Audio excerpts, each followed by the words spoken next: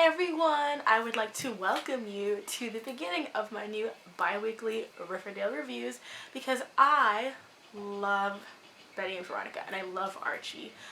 Betty and Veronica was probably one of the first comics I ever got. I've been reading it since I was pretty much 6 years old, and I have, a whole dresser drawer filled of like the double digest and single digest issues of them. I have like a giant Betty and Veronica art book somewhere in my huge collection of books. So when Riverdale was announced, I was like, okay, it's on the CW, I'm going to push that down and I'm going to watch the fuck out of this. And despite the fact that it's on the CW, like everything they announced about it, like from the casting to the premise, I was like, you know what? This don't sound that bad. This could work.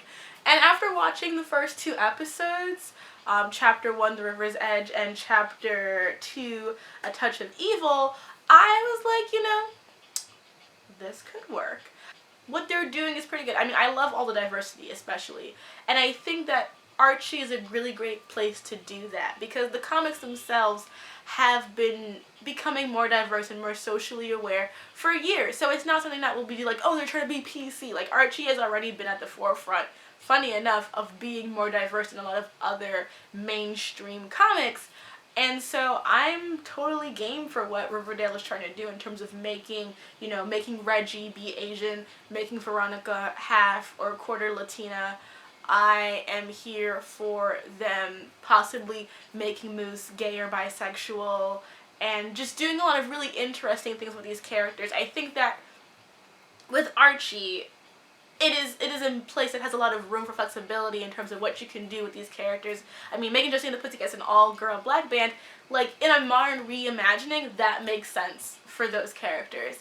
And I think that what the show could do, if it tries to do and doesn't do little tropey bullshit that I will call out soon, don't worry, teen opera, angst stuff that, has a valid place on a channel like the CW. So let's talk about the first two episodes, and there are spoilers for it. So during the summer, Jason Blossom, rich kid and twin brother of Cheryl Blossom, went missing during a 4th of July boat ride, and his body had never been found, and Cheryl was the last person to see him alive. Archie got into a sexual relationship with Ms Grundy, which, trust me, we're gonna touch on that.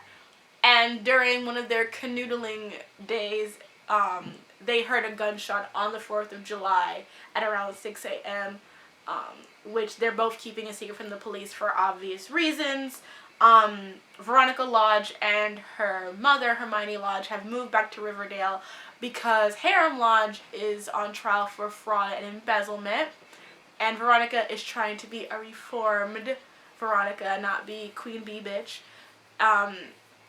Betty is basically in love with Archie and best friends with Kevin Keller, and her older sister Polly had a relationship with Jason Blossom, which ended with Polly being sent to a group home.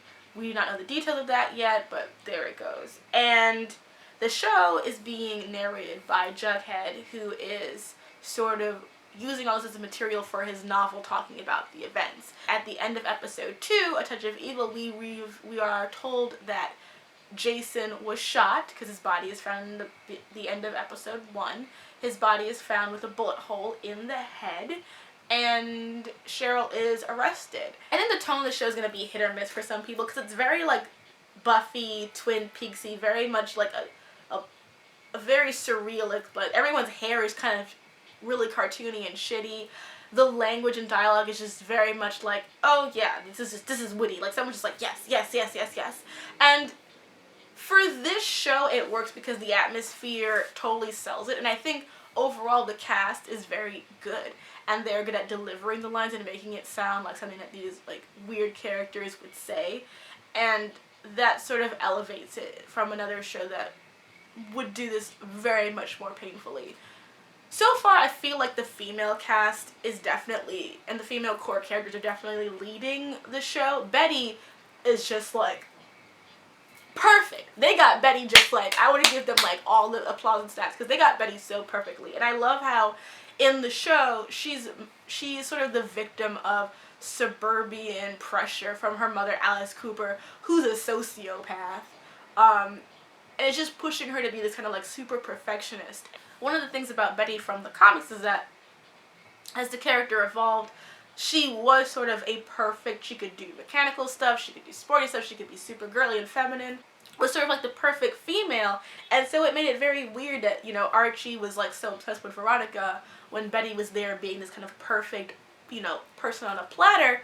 But I think the show recognizes that much pressure to be perfect is self-destructive. There's a great scene where Cheryl is sort of hounding Betty after their cheerleading tryouts, and you see Betty, you know, pressing her nails into her palms until they bleed. And it's just a great way of showing how tightly wound as a character that she is. And it makes a great contrast between her and Veronica, who is tightly wound in a different sort of way. Archie and Veronica go make out in the closet. Betty is like, fuck this, and she leaves. And she tries to tell Archie, like, do you love me or do you not? Archie's like, I can give you the answer you want. And let me just say this. The fact that we're supposed to believe that Archie has zero feelings for Betty, but it's all about YG, I'm just like, this is disrespectful, because Betty is gorgeous and she's awesome, and I don't understand, like, why he's like, oh, I'm sorry, Betty, let's be friends. And she's just like, bitch, no. I was so proud of her when she's like, I can't do this. Because like, that's right, Betty, leave his ass, because he ain't shit. Like, he disrespected my girl so hard. And it's like, it's not that like Betty deserves Archie, or that Archie deserves, you know, is like her property or whatever. It's more just like the assumption of that he needs Betty right now, and he knows that Betty has feelings for him. He's like, I just don't feel that way. So just say that. Don't be like, oh, but let's be best friends, let's spend time together all the time, blah blah blah. No, stop being a fuckboy, Archie. Veronica's also excellent. I think that she's like a nice Blair Waldorf. She's got the same like very like, you know, sleek style. She even wore a headband in the episode, and I was like, ooh, that's so Blair. And she's definitely a very fun character to watch. She's very attractive too. I think it's really interesting how they are pushing the Betty and Veronica friendship, which I'll talk about a little bit later on, but I think it's really interesting how like she feels this immediate pull to both Archie and Betty, and I think that's just so very true of the Veronica character, because I feel like Veronica in the comics, like, she loves Betty and she loves Archie, but because she's, you know, a bitch, she's like, I want to do this on my own terms. And to see a nice Veronica be torn between like those kind of like instances of like, oh, I want this, I want to have it, let me just go out and grab it, and oh, I care about this person. It's a much more realistic version of a character who is very empathetic but also selfing at the same time. And I think that the actress is doing a really good job of showing Veronica going between those two realms. And even how she talks to Archie at the end of towards the second episode about how, like, you know, Betty loves you and she's miserable without you. That's sort of like, I want to be with this dude, duh, but I care about Betty and I'm not going to do that. So I'm interested to see where they keep going with Veronica and if they show more about how she lives with her father, because clearly she loves her dad and it definitely seems like there is more there. Cheryl Blossom is essentially Lydia from Teen Wolf in this show. Like, from the styling, from the way her lips are done, everything about her is exactly like a carbon copy of Lydia from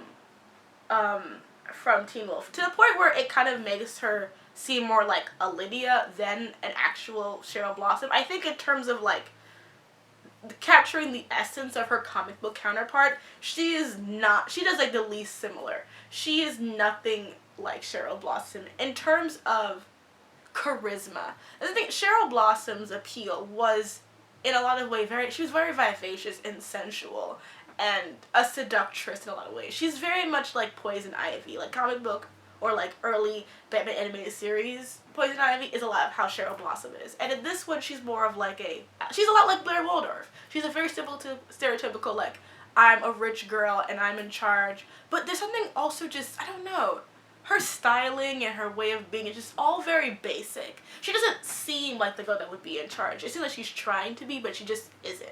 She's a little bit too, there's something just not very cool about her that doesn't sell her to me as Cheryl Blossom. As just being a generic alpha bitch, yes. As being Cheryl Blossom, not as much. But I do think that it's interesting how they go for this more bitch in sheep's clothing with her than just being full like alpha bitch.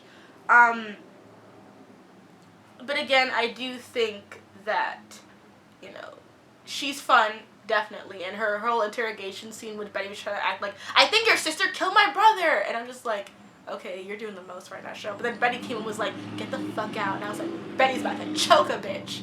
Yes! I love Betty. Betty is my favorite. I should have worn my Betty and Veronica shirt. No, what was I thinking? Next time. Then Josie, we haven't really gotten a lot from her, but she's really interesting. I love Hermione Lodge. I think she looks cute in her little Pops uniform. I love that. YG, aka Young Grundy, does not get a whole entry. I'll talk about her later because she's basic. As for the guys, you know, Archie is Archie. No amount of abs is ever gonna make Archie cool to me. Like, sorry, no. Archie is just kind of very generic male lead. I think that he's probably the weakest link in the chain because he has to sort of be there. But Archie's just a character who exists to be the normal around a lot of more interesting characters. I mean, his whole storyline is like he's being molested by his teacher. He doesn't realize it, but he is. And, you know, he wants to be a struggle poet musician. And I'm just like, okay, cool. And it just, there's nothing about him that's really interesting compared to everybody else. I do think that even his father is more interesting than he is. But I do think he's a great medium to have to help tell everyone else's story. He's kind of like the focal point. Everyone really likes Archie, and therefore we're seeing all these people be brought together because of this one dude. So he's a great catalyst. Is he a great character? No. But we'll see if the show can kind of make him a good one. I don't think they can because there really just isn't much there. Jughead is the narrator, and my boo. He didn't get a whole lot to do, but he is very much sort of like separate from the main group. He's more of like an angsty outsider, which is different because in the comics, like even though Reggie was a jock and everything, Jughead was part of that core group, and he wasn't really treated like a dork or anything like that. Jughead was never really bullied, at least not how I've ever seen him be treated. That was more Dilton's role. So they are going for that more cliche outsider loner role, but I think that you can make that work with Jughead, especially if they decide to go with him being asexual and being on a different sort of like way, not say that he's asexual, he's different, but because a lot of the comics are about attraction and about this like raw, like we're all dating each other and blah blah blah, Jughead's not a part of that way. It kind of makes sense that he would be separate from that main core group of characters, but I do hope that now when I had that shot of like the big four together in Pop's booth, I hope that there's more of that going on and then we get to see more layers of Jughead's character. I do like he's the voice of reason too when he was like, what you're doing with YG is gross, you need to stop it. I was like, thank you Jughead, because it is disgusting and I need to stop it right now. Kevin is really right now just the gay best friend, which is disappointing to me because I know that the Kevin character in the comics was like sometimes too perfect, but at least there was some like responsibility towards it where like Kevin is just kind of like a stereotypical gay best friend, and there are so many of these kind of characters on the CW shows that I just kind of find it agitating because it's just like you do this all the time. Like they have a character like that on the originals. I'm just kind of like, this is that character, but his name is Kevin Keller.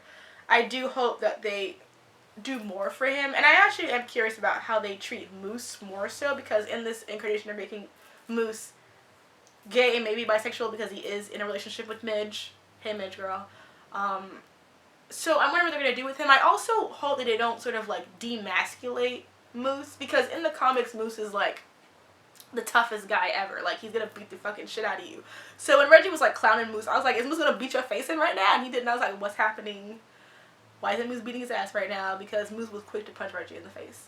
Always. So I hope that they don't choose to demasculate Moose because he is now a gay character. And Reggie is just perfect. I love that he's Asian because it just shows you that dickishness has no racial preference. He's just a douchebag and he's perfect at it, and I would like to eventually have them do more with Reggie as a character because I think that he's one of my favorites of like, you know, the main group of characters, and I hope that they do more to integrate him more into the group and not just make him like, you know, a side character, because it would be a shame to lose Reggie's importance in the narrative now that he is a non-white character. As someone who has been reading the comments for years, one of the things that I've like, that's at the core of this franchise of Archie, is the relationship and the love triangle between Archie, Betty, and Veronica.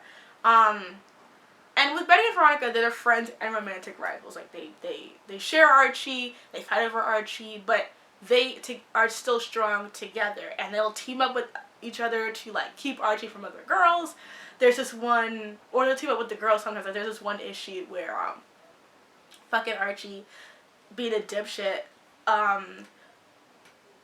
plans a date with Betty, Veronica, and Cheryl Blossom to go to the movies, and he's like going back and forth between all 3 movie theaters, and then all 3 girls meet in the bathroom, and Archie thinks they all left, and he goes to the one with Betty, and then there's Betty, Veronica, and Cheryl just sitting there like, this bitch, and I was just like, yeah. So, a lot of the actors have been talking about, the actresses who play Betty and Veronica, were talking about how they really want it to be this strong female friendship between Betty and Veronica, and not to have them be catty or any of those things. Which, very noble. I can't fully believe it yet, though. I mean, the friendship right now, how they're making it, is just extremely sapphic, and I'm not saying that in a bad way, it's just they're making it with this very, like, oh, we're destined to be friends. And I think that the friendship thus far is very sweet and cute, and I love how desperate Veronica is. They're like, be my friend, Betty, please, please, please. It's very sweet. And even at the end of the 2nd episode, they're like, let's make a vow not to have a boy come between us again. They, like, clink their glasses. All, like, very cute, very sweet. But will it be lasting? Because in adapting this show and choosing to adapt the triangle, because Archie, like, falls in love with Veronica the first instant he sees her.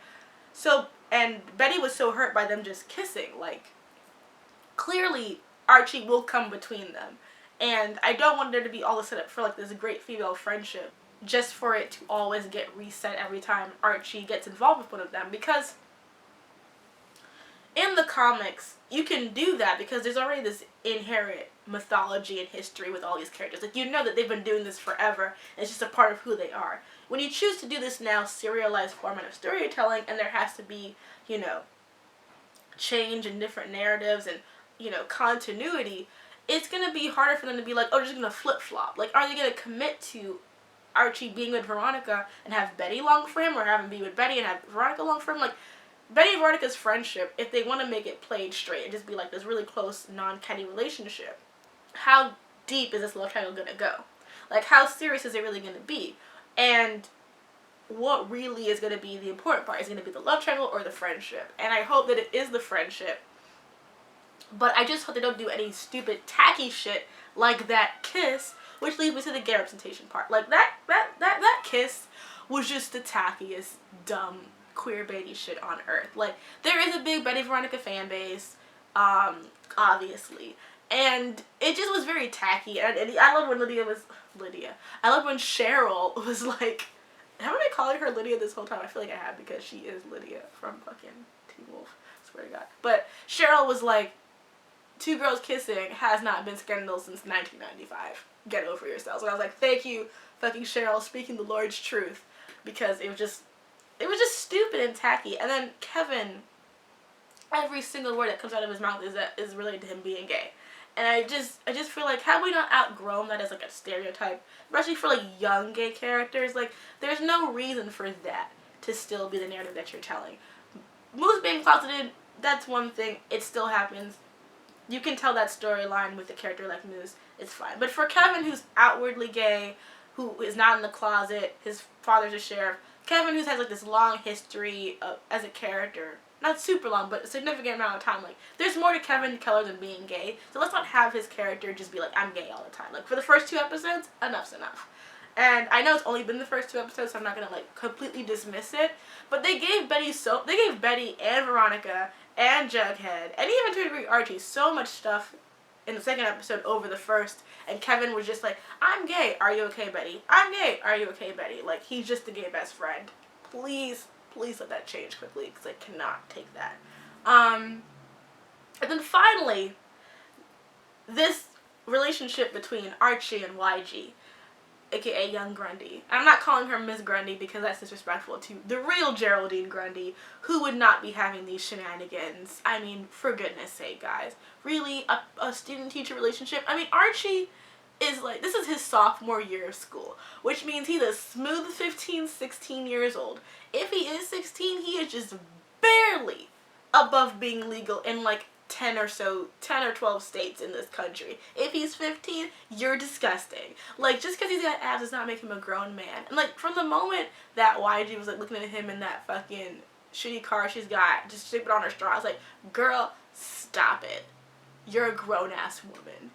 You disgust me. It's creepy and it's gross, and I don't understand why they keep doing things like that. I do appreciate that they are kind of showing that she's being manipulative. Especially when Jughead was like, she's playing you. Like, when she wants to get Archie to, like, not go to the police, she's, like, rubbing up on him and all that kind of stuff. I was like, YG is a creeper. And I hope that they do go that route and that she does go to jail for it, because she deserves to.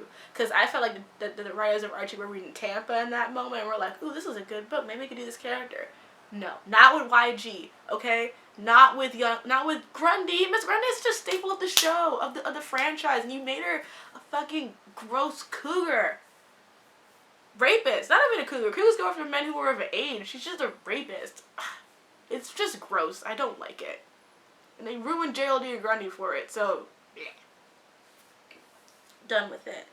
So yeah, those are my and those are my main things overall, like the show. I'm looking forward to reviewing it as the weeks go by, and yeah, I think it's fun. I think it's silly. I think it's the perfect sort of show to replace the Vampire Diaries, which I will talk about the Vampire Diaries soon, because did they not fuck up Bonnie's life again?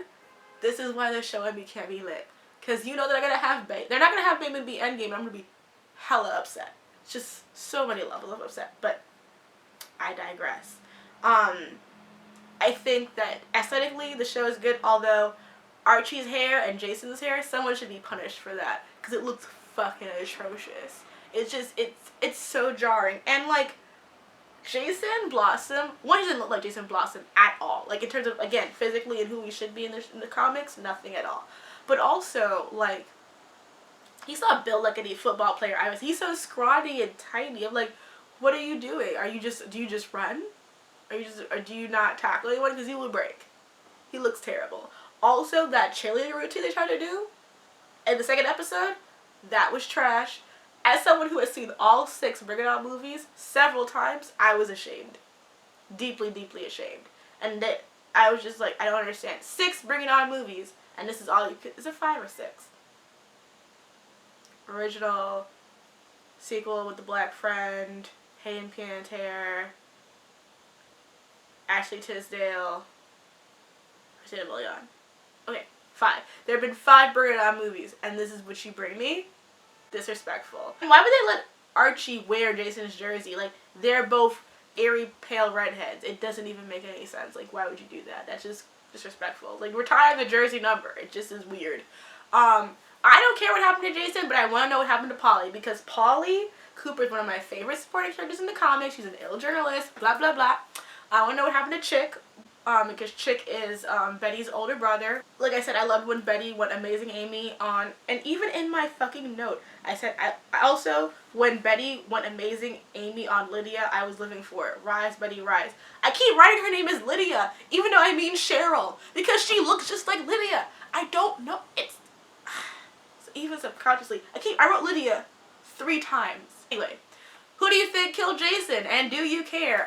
What do you think of the casting? What do you think was probably the tackiest hair moment that you've seen? Or the most, oh really? Because the moment when Archie fucking was in his fucking sketchy ass gray boxers with his orange red hair, and then pulled on just boxer shorts to go run to YG's house, I was like, is this really happening? Like, y'all are being real over the top right now.